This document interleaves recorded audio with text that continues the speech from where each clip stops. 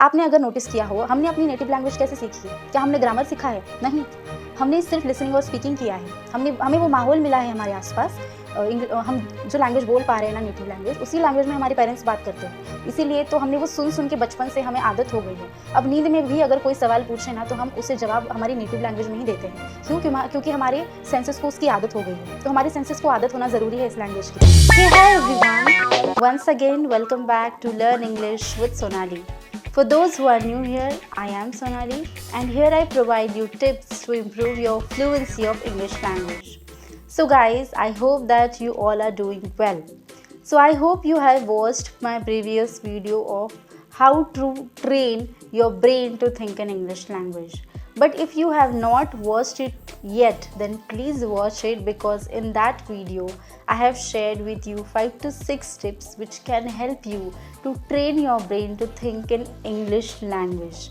Because to speak fluently in English language, at the same time you need to think in English language, because instead of thinking in English, you can't speak in English. So guys, from the thumbnail you might have got an idea कि आज के इस video में हम कौन से topic पे बात करने वाले हैं।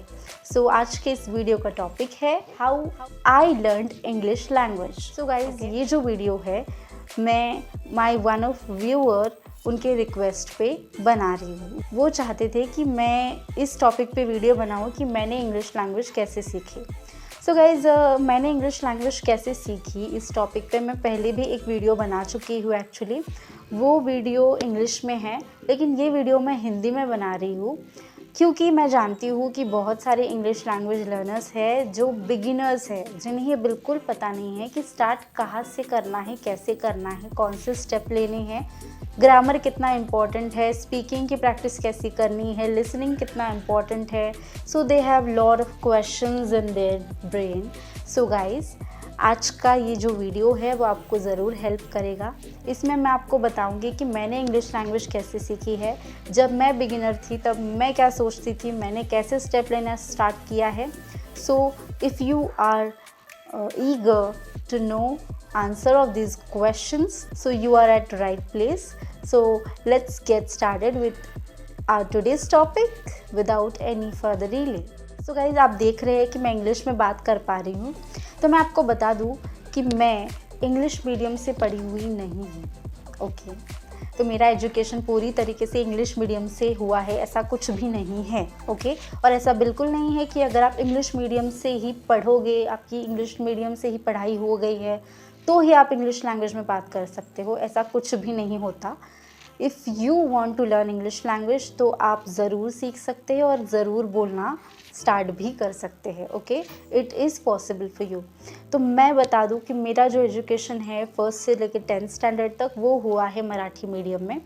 और जब मैं 11th में आई तब मुझे ऑप्शन था कि मैं हिंदी या फिर इंग्लिश चूज़ करूँ कॉमर्स के लिए, तो मैंने इंग्लिश मीडियम चूज़ किया था। और उसके बाद में मेरे लिए 11th में तो डिफ़िकल्ट गया, लेकिन बाद में मुझे ईजी हो गया। ईज़िली मैं सीखने लगी, इंग्लिश में बात करने के लिए प्रैक्टिस करने लगी, तो मुझे ज़्यादा डिफ़िकल्ट नहीं जाता था। तो जब मैंने इंग्लिश लैंग्वेज क्यों इम्पॉर्टेंट है, कितनी इम्पॉर्टेंट है, ये जब मैंने जाना, तब मैंने सोच लिया और मैंने सीरियस हो गई मैं कि मैं अब इंग्लिश लैंग्वेज सीखूंगी। ओके, तो मैं क्लासेस तो ज्वाइन नहीं कर सकती थी, तो मैंने सोचा कि मैं फ्री ही जो हो सकता है वो रिसोर्सेज जो फ्री है उनका इस्तेमाल करके मैं इंग्लिश में बात करना सीखूंगी। ओके, तब तो पता नहीं था कि कितना वक्त लगेगा, सीधे ट्रैक पे जा भी रही हूँ या नहीं वो मुझे कौन बताएगा, कोई जवाब नहीं था। क्योंकि ऐसा होता था, मेरे मन में भी सवाल आते थे कि मेरे आसपास माहौल ही नहीं है इंग्लिश में बात करने वाले लोगों का, तो मैं कैसे बात करूँगी, कैसे सीखूँगी बात करना। लेकिन धीरे धीरे मुझे मेरे सारे सवालों के जवाब मिलना स्टार्ट हो गया और अब मैं इंग्लिश में बात कर पा रही हूँ। तो इस डर को मैंने ओवरकम किया है, जो मुझे बहुत डर लगता था इंग्लिश में बात करने के लिए।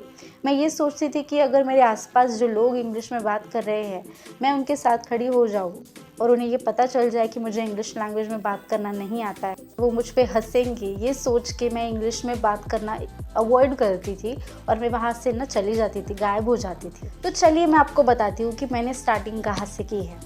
तो गाइज़ मैंने जब स्टार्ट किया सर्च करना कि मुझे इंग्लिश लैंग्वेज सीखने के लिए क्या क्या करना है, तब मेरे सामने बहुत सारे ऐसे वीडियोस यूट्यूब पे मुझे मिले जो बहुत अलग अलग तरीके के टिप्स या फिर टेक्निक्स बता रहे थे। ओके, लेकिन उसमें ना सबसे ज़्यादा कॉमन ये था कि आपको लिसनिंग भी करनी है और स्पीकिंग भी करनी है। ओके, तो मैंने स्टार्टिंग कहाँ से की?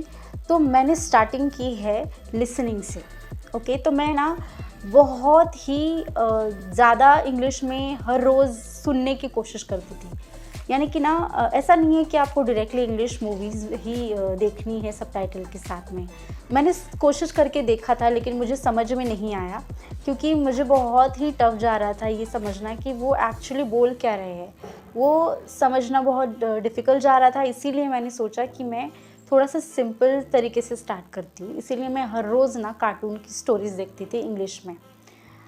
आई थिंक क्या आपको लग सकता है कि इतना छोटे बच्चों की तरह है, लेकिन ऐसा नहीं है।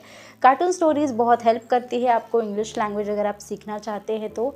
इंग्लिश लैंग्वेज सीखते वक्त कार्टून स्टोरीज़ अगर आप इंग्लिश में सुनते हैं तो उससे क्या होता है वो मैं आपको बताती हूँ।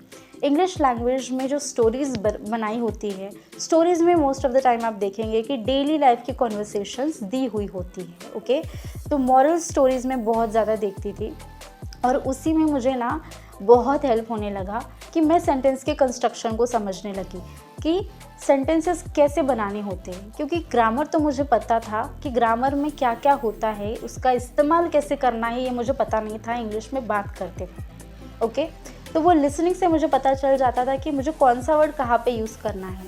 मुझे अगर कंटिन्यूसली इंग्लिश में बोलना है तो मुझे कैसे कौन से वर्ड्स यूज़ करने हैं, उन चीज़ों पे मैं ध्यान देती थी लिसनिंग के वक्त, और मैं उन चीज़ों को समझने की भी कोशिश करती थी। क्या आपको पता है गाइस कि हियरिंग और लिसनिंग में फ़र्क है? ओके, हियरिंग मतलब सिर्फ सुनना, लेकिन लिसनिंग का मतलब होता है कि अंडरस्टैंडिंग के साथ सुनना। ओके, तो ये डिफरेंस समझिएगा। तो लिसनिंग करते वक्त आपको सुनना भी है और समझना भी है कि वो कह क्या रहे हैं कॉन्वर्सेशन में। तो वो आप स्टोरीज से शुरू कर सकते हैं, ये मैंने किया था।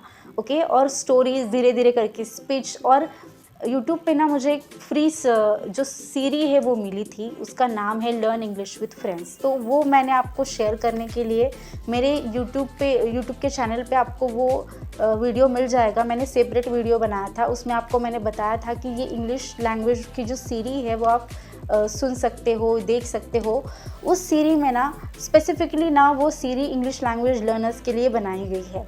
देखिए, ये कोई स्पॉन्सर्ड वीडियो नहीं है, ये सिर्फ एक रिकमेंडेशन है। जो मैंने वो सीरीज़ देखी है वो मुझे बहुत हेल्पफुल लगी, इसीलिए मैं आपको रिकमेंड कर रही हूँ।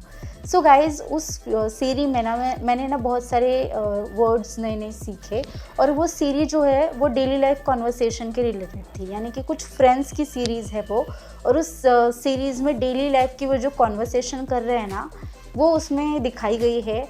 और कॉन्वर्सेशन के दौरान अगर कोई इडियम या फिर कोई फ्रेज़ उन्होंने यूज़ की तो उसका भी वो मीनिंग बीच में ही बताते हैं या फिर एंड ऑफ द वीडियो बताते हैं। इस तरीके से वो सीरीज़ मुझे बहुत हेल्पफुल रही, तो इसीलिए मैंने आपको रेकमेंड करने के लिए वो वीडियो जो है वो बनाया था कि वो आप सीरीज़ देखिए अगर आप बिगिनर है तो।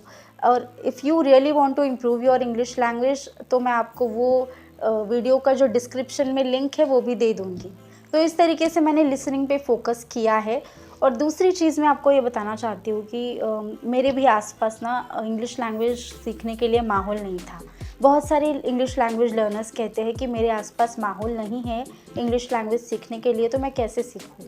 ओके, तो मैं आपको बताना चाहती हूँ कि वो माहौल अगर आपके आसपास नहीं है तो वो क्रिएट करना आपकी ज़िम्मेदारी होती है। अगर आप इंग्लिश लैंग्वेज सीखना चाहते हैं तो ऐसा नहीं है कि आप इंग्लिश लैंग्वेज के माहौल के बिना इंग्लिश लैंग्वेज नहीं सीख सकते हैं, मगर मतलब क्या है कि एक्सटर्नली आपको माहौल नहीं मिल रहा है तो इंटरनली वो माहौल आपको बनाना है। ओके, इंटरनली यानी कि आप ऐसी चीज़ों में इन्वॉल्व हो जाइए जहाँ पे इंग्लिश लैंग्वेज एंगेज्ड है आपको, जहाँ पे इंग्लिश लैंग्वेज ही मिलेगी। यानी कि आपको अगर ऐसे लोग नहीं मिल रहे हैं जहाँ आप इंग्लिश लैंग्वेज सुन सकते हैं या बोल सकते हैं तो कोई बात नहीं, आप लिसनिंग पे फोकस करिए। इंग्लिश लैंग्वेज सीखने के लिए माहौल क्रिएट कैसे करना है वो मैं आपको बताती हूँ। जो मैंने किया, मैं हर रोज़ इंग्लिश लैंग्वेज में कुछ ना कुछ सुनती थी। जैसे कि मैंने आपको बताया कि कार्टून स्टोरीज़ में बहुत ज़्यादा देखती थी, और कुछ और कंटेंट भी इंग्लिश में सुनने की कोशिश करती थी, जैसे कि न्यूज़ हो गया, स्पीच हो गया। तो धीरे धीरे करके मैंने इंग्लिश लैंग्वेज में मूवीज़ भी अच्छी तरीके की मूवीज़ इंग्लिश में देखने के लिए स्टार्ट किया सबटाइटल्स के साथ। और फिर मैं कुछ दिनों बाद मैंने ना इंग्लिश में सॉन्ग्स सुनना भी स्टार्ट किया। सॉन्ग्स बहुत अच्छे लगते हैं हमें, तो गानों की वजह से हम इंजॉय करते हैं, इसीलिए मैंने ना गानों के साथ में इंग्लिश लैंग्वेज जो है वो सुनना शुरू किया, और उसके वजह से मैं इंजॉय करती थी, मुझे बोर फील नहीं होता था। और मैंने धीरे धीरे करके हर रोज़ ग्रामर पे भी फोकस करना स्टार्ट किया। तो सबसे पहले ना मैंने ग्रामर पे किस चीज़ पे फोकस किया कि मैंने टेंसेस पे फोकस किया, क्योंकि इंग्लिश में बात करने के लिए आपको सेंटेंसेस बनाने पड़ते हैं, और सेंटेंसेस बनाने के लिए एक्चुअल में कैसे बनाने हैं वो सेंटेंसेस, वो आपको सिर्फ टेंस में ही पता चलता है। यानी कि आपको सब्जेक्ट चाहिए, हेल्पिंग वर्ब चाहिए, ऑब्जेक्ट होता है उसमें, हेल्पिंग वर्ब्स कौन कौन से होते हैं, कब यूज़ करने होते हैं, वो सब आप टेंस में सीखते हैं, और इसीलिए आपको टेंसेस पे फोकस करना ज़रूरी होता है इंग्लिश लैंग्वेज सीखते वक्त। ग्रामर में वो सबसे ज़्यादा इम्पॉर्टेंट है। और दूसरी चीज़ मैं ये करती थी, सपोज़ मैं किसी को मैसेज कर रही हूँ व्हाट्सएप के थ्रू, ओके, तो मैं इंग्लिश में करूँगी, सामने वाला इंसान समझ सकता है। तो अगर मैं कुछ लिख रही हूँ, किसी चीज़ की लिस्ट बना रही हूँ, या फिर मैं अपनी टू डू लिस्ट बना रही हूँ कि मुझे आज दिन भर में क्या क्या करना है, या फिर मुझे किसी को मैसेज देना है, तो मैं क्या मैसेज देने वाली हूँ वो मैं लिखूँगी इंग्लिश में, डायरी में हो या फिर कहीं पे भी हो। तो वो सारी चीज़ें मैं अपनी मदर टंग की बजाय मैं इंग्लिश में लिखती थी, यानी कि मैंने इंग्लिश लैंग्वेज को पूरी तरह अपनी डेली लाइफ में इन्वॉल्व कर लिया था, ओके। और मैं रीडिंग पे भी फोकस करती थी, मैं रीडिंग भी करती थी, यानी कि ऐसा नहीं है कि बुक लेके ही मुझे बैठना है। तो मैं क्या करती थी कि मैं मोबाइल पे कोई टॉपिक मैंने सर्च किया, या फिर मोबाइल पे नोटिफिकेशन आते हैं न्यूज़ को लेके वगैरह, वो हो गया, या तो मैं वो पढ़ती थी। और वहाँ पे मुझे कोई वर्ड डिफ़िकल्ट लग जाए तो मोबाइल में डाउनलोड करके रखी हुई है डिक्शनरी, तो मैं इमीडिएटली डिक्शनरी में जाती थी और मीनिंग सर्च करती थी, तो मुझे समझ में आता था। इस तरीके से नए नए वर्ड्स में सीखती थी। तो ना रीडिंग करते हैं ना हम, तो उसकी वजह से हम नए नए वर्ड सीखते हैं। रीडिंग ही ऐसा माध्यम है जिसकी वजह से आपकी वोकैबुलरी बढ़ती है। और डिक्शनरी डाउनलोड करके रखना तो बहुत ज़्यादा इम्पॉर्टेंट है, क्योंकि डिक्शनरी जब आप यूज़ करते हो ना, तो आपको आदत होती है कि आप जाओ वहाँ पे और जो वर्ड आपको डिफ़िकल्ट लग रहा है वहाँ पे सर्च करो, और आपके दिमाग में फिट हो जाता है, और फिर इंग्लिश में बात करते वक्त आप वो वर्ड यूज़ कर सकते हो। तो इस तरीके से ना मैंने इंग्लिश लैंग्वेज को ना अपनी डेली लाइफ का एक पार्ट बना लिया था। इस तरीके से इंग्लिश लैंग्वेज सीखते वक्त वो माहौल मैंने खुद क्रिएट कर लिया था। और मैं ना कोई भी काम करती थी ना, तो मैं प्रैक्टिस जो है वो उसके साथ ही करती थी। यानी कि अब मुझे पता है कि मुझे प्रेजेंट टेंस में कौन से टेंस में मुझे कौन सा हेल्पिंग वर्ब यूज़ करना है, वहाँ पे मैंने एग्जांपल में कौन सा सेंटेंस देखा था, तो मैं क्या करती थी कि मैं खुद ही वो उसी तरीके से कोई और सेंटेंस बनाती थी, या फिर कोई भी एक टॉपिक ले लिया, उस पर मैं इंग्लिश में बात करने की कोशिश करती थी, अपने ओपिनियंस देती थी। इंग्लिश है क्या? इंग्लिश ये सिर्फ एक लैंग्वेज है, ये सिर्फ एक मीडियम ऑफ कम्युनिकेशन है। इसके ज़रिए हम अपनी बात सामने वाले इंसान तक पहुंचाते हैं। बस इम्पोर्टेंस इतना ही है कि English has become global language now, okay. तो उसकी इम्पोर्टेंस बढ़ गई है, ग्लोबल लैंग्वेज बन गई है ये, तो कम्युनिकेशन के लिए ही इसका इस्तेमाल होता है, ओके। तो आपका फोकस अगर इस बात पे रहेगा ना कि आप अपने थॉट्स सामने वाले इंसान तक पहुंचाना चाहते हो, आप कहना चाहते हो अपनी बात, आपका फोकस अगर सिर्फ इस बात पे होगा ना, तो आप डरोगे नहीं इंग्लिश में बात करते वक्त। आप ज़रूर बात कर सकते हो, क्योंकि यही तो काम है लैंग्वेज का। लैंग्वेज काम क्या करती है? आपको जो कहना है वो सामने वाले इंसान तक पहुंचाने के लिए हेल्प करती है ना। It is a medium of communication. Grammar पे मैंने कितना फोकस किया वो मैं आपको बताती हूँ। ग्रामर जो है वो इम्पॉर्टेंट है, ओके, वो फाउंडेशन है। ग्रामर में ना अगर आप देखें तो बहुत सारे रूल्स दिए गए हैं ग्रामर में। आप इंग्लिश लैंग्वेज में जब बोलते हो तो आपको वो रूल्स यूज़ करने होते हैं इंग्लिश लैंग्वेज बोलने के लिए, ओके। तो अगर आप एग्जांपल के लिए देखें तो आपको सेंटेंसेस जो है टेंसेस में, उनमें यही दिया गया है ना कि आपको कौन से सब्जेक्ट के आगे कौन सा हेल्पिंग वर्ब यूज़ करना है, आपको ऑब्जेक्ट कब यूज़ करना है।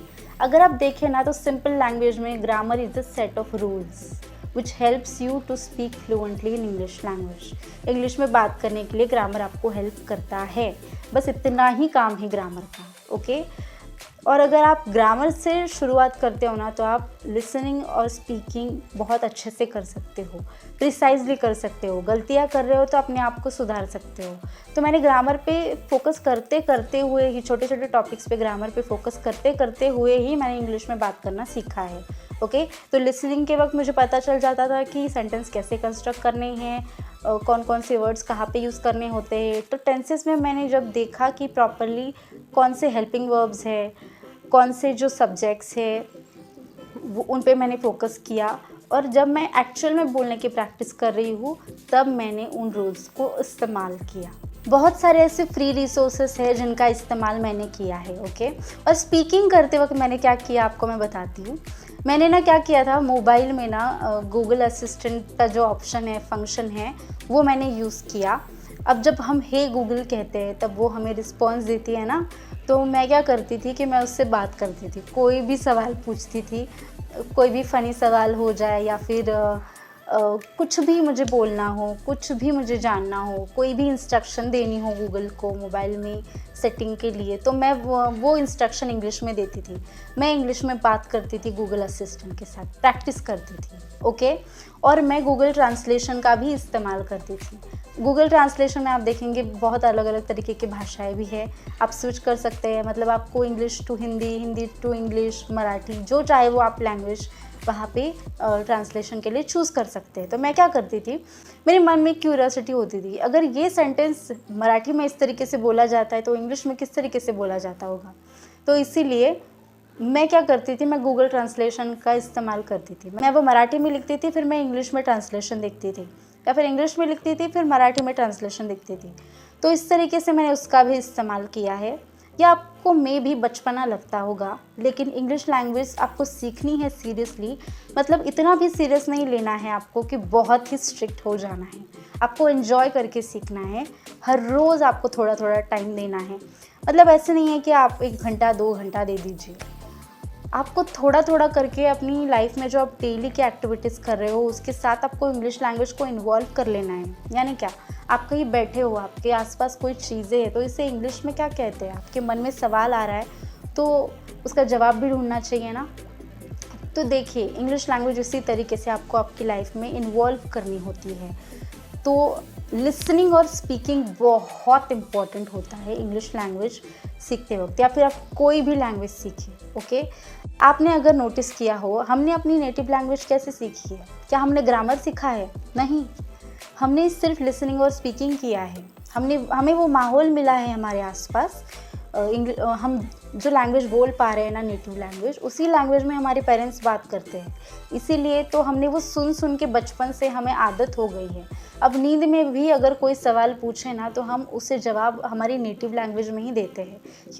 क्योंकि हमारे सेंसेस को उसकी आदत हो गई है। तो हमारे सेंसेस को आदत होना ज़रूरी है इस लैंग्वेज की, और इसीलिए आपको इन सब चीज़ों को साथ में लेके चलना पड़ता है। और इंग्लिश लैंग्वेज सीखते वक्त हर स्टेप जो है, यानी कि लिसनिंग, स्पीकिंग, राइटिंग, रीडिंग, ये जो स्टेप्स हैं ना, ये एक दूसरे से अलग नहीं है, ये जुड़ी हुई है एक दूसरे से, कनेक्टेड है ये सारी स्टेजेस।